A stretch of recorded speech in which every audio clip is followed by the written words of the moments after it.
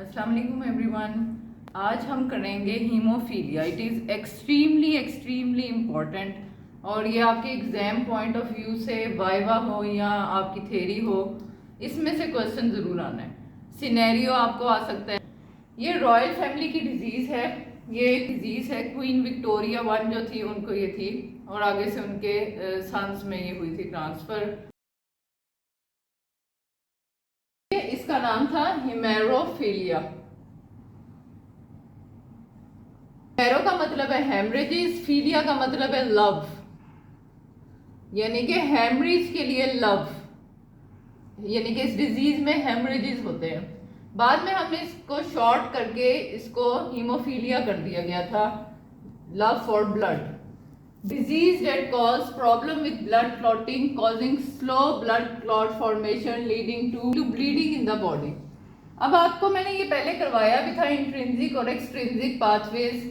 Factor 12 जो होता है वो एक्टिवेटेड फैक्टर 12 में कन्वर्ट होता है, वो आगे फैक्टर 11 को करता है, फिर वो 9 को करते हैं और ये 8 और ये मिलके 10 को करते हैं। और यहाँ पे ये प्रोथ्रोम्बिन एक्टिवेटिंग कॉम्प्लेक्स बनता है जो कि प्रोथ्रोम्बिन को थ्रोम्बिन में कन्वर्ट करता है। थ्रोम्बिन फाइब्रिन मोनोमर्स जो है वो उनको करता है। और एक्सट्रिंसिक पाथवे में आपको पता है फैक्टर 7 जो है वो एक्टिवेटेड उसमें कन्वर्ट होता है, फैक्टर 3 स्पैक्ट करता है और ये इसी तरह ये पाथवे चलता है। ये मैंने आपको पहले एक लेक्चर में समझाया हुआ है। जब भी किसी साइड पे इंजरी होती है, जिस तरह ये वेसल है, यहाँ पे देखेंगे इंजरी होगी, तो सबसे पहले तो यहाँ पे वेजोकॉन्स्ट्रिक्शन होगी। वेजोकॉन्स्ट्रिक्शन होगी तो ये डायामीटर कम हो जाएगा, ऐसे तो कम ब्लीडिंग का वो चांस होगा क्योंकि डायामीटर कम हो गया। उसके बाद यहाँ पे प्लेटलेट प्लग फॉर्मेशन होगी, इसको हम बोलते हैं प्राइमरी हीमोस्टेसिस। प्लेटलेट आएंगे, फिर यहाँ पे फाइब्रिन फॉर्मेशन होगी, ठीक है, फाइब्रिन ऐसे मोनोमर्स बनेंगे, तो इसको हम सेकेंडरी बोलते हैं। हीमोफीलिया पे आ जाए। हीमोफीलिया की जो टाइप्स हैं, हीमोफीलिया ए, हीमोफीलिया बी, सी और पैरा हीमोफीलिया। हीमोफीलिया ए में फैक्टर 8 की डेफिशिएंसी होती है, फैक्टर 8 की तरह ये। हीमोफीलिया बी में फैक्टर 9 की डेफिशिएंसी होती है, ये देखें इंट्रिंसिक पाथवे में आप देख रहे हैं। फैक्टर जो हीमोफीलिया सी होता है इसमें फैक्टर 11 की डेफिशिएंसी होती है, ये देखें इधर। अब हम नोट करेंगे सारे इंट्रिंसिक के फैक्टर्स हैं, एक्सट्रिंसिक में तो कुछ भी नहीं इन्वॉल्व। उसके बाद पैरा हीमोफीलिया जो होता है वो 5 फैक्टर जो होता है उसकी डेफिशिएंसी होती है, ये 5 देखेंगे इधर एक्ट कर रहा है, इधर ये 5 प्रोथ्रोम्बिन एक्टिवेशन कॉम्प्लेक्स में होता है। अब ये बहुत इंपॉर्टेंट बात है कि हीमोफीलिया ए और बी एक्स लिंक्ड रिसेसिव हैं, यानी कि ये मेल्स में होता है मोस्टली। उसके बाद हीमोफीलिया सी जो है और पैरा हीमोफीलिया ये ऑटोसोमल रिसेसिव है, ये मेल्स और फीमेल्स दोनों में हो सकता है, मेल में भी और फीमेल में भी, और ये वाला हो भी सकता है फीमेल्स में, लेकिन मोस्टली ये मेल्स में होता है। फीमेल में कैसे हो सकता है ये मैं आपको अभी बताती हूँ। यहाँ पे आ जाए। अगर फादर जो है वो नॉर्मल है और मदर जो है वो कैरियर है फॉर हीमोफीलिया, फीमेल्स में ये एडवांटेज है कि फीमेल के पास एक नॉर्मल एक्स होता है। तो फीमेल ये है, इसके पास ये एक एक्स तो नॉर्मल है, एक ये हीमोफीलिया का है अलील एक में, तो इसका ये जो नॉर्मल वाला है ये इसको कंसील करने की कोशिश करेगा, तो इसको डिजीज नहीं होगी, ये कैरियर होगी।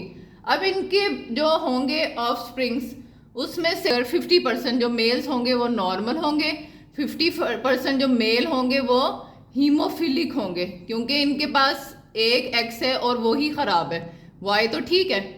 इसी तरह हाफ जो उनकी डॉटर्स होंगी वो कैरियर होंगी और हाफ डॉटर्स बिल्कुल नॉर्मल होंगी। अब आप इस जगह पे एक बहुत इंपॉर्टेंट पॉइंट मैं आपको बताने लगी हूँ, प्लीज प्लीज ये गौर से सुनिएगा। अगर ये कैरियर है फीमेल, इसके अंदर एक एक्स गड़बड़ वाला है, एक ठीक है, अगर इसको टर्नर सिंड्रोम हो जाए, टर्नर सिंड्रोम में एक एक्स होता ही नहीं, तो इसको क्या हो जाएगा, फुल फ्लैज हीमोफीलिया हो जाएगा। इसी तरह अगर ये जो फीमेल है इसका ये जो दूसरा एक्स है इसमें लायोनाइजेशन हो जाए, क्या हो जाए, लायोनाइजेशन। लायोनाइजेशन कहते हैं inactivation of x chromosome, inactivation of x chromosome. अगर ये एक क्रोमोसोम इसका इनएक्टिव हो जाए लायनाइजेशन के थ्रू तो इसको भी हीमोफीलिया हो जाएगा, इस फीमेल को भी फुल फ्लेज।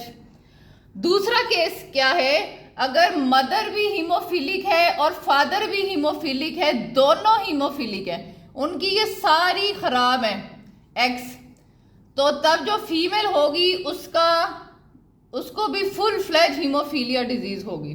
अगर मदर को भी हीमोफीलिया है और फादर को भी हीमोफीलिया, दोनों एक जैसों की शादी हो गई है, तो डॉटर्स को भी होगा, क्योंकि उसने मदर से भी वो एक्स खराब वाला लेंगी, फादर से भी एक्स खराब वाला लेंगी, ये चांस है।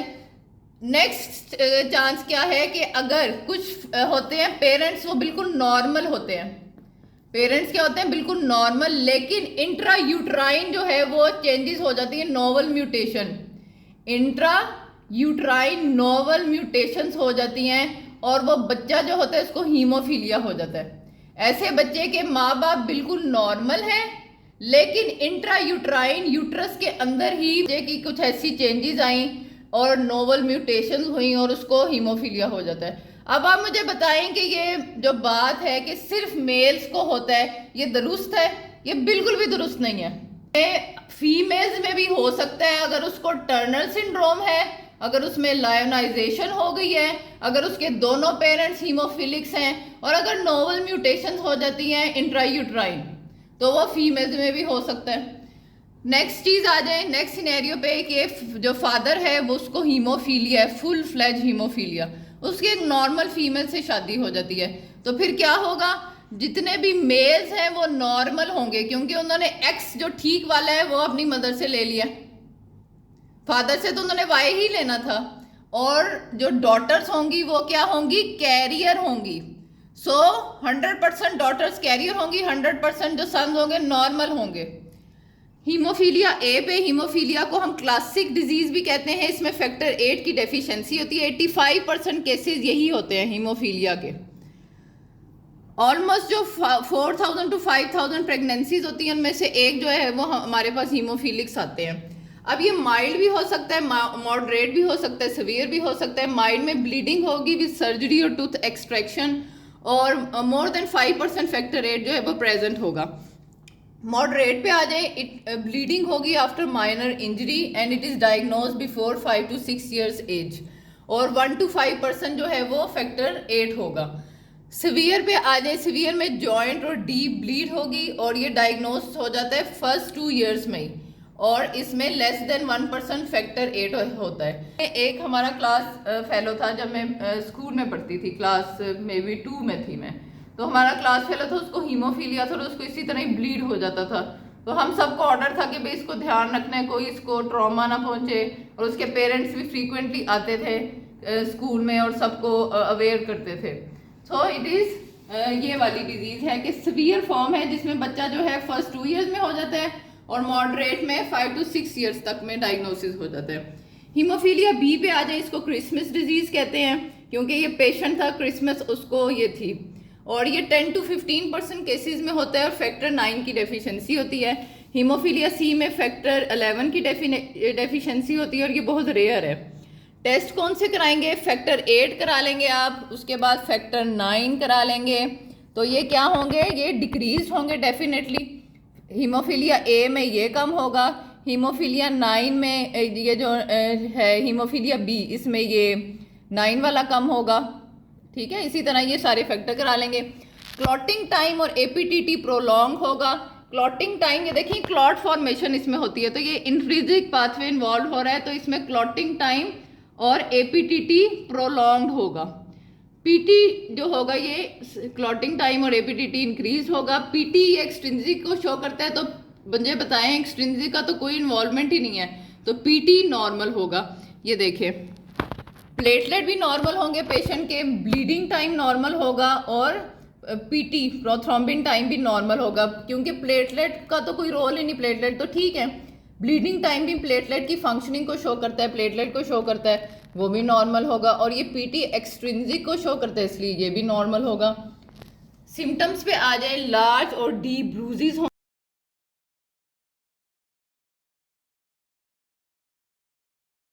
होंगे, ऐसे ब्रूजेस, जॉइंट स्वेलिंग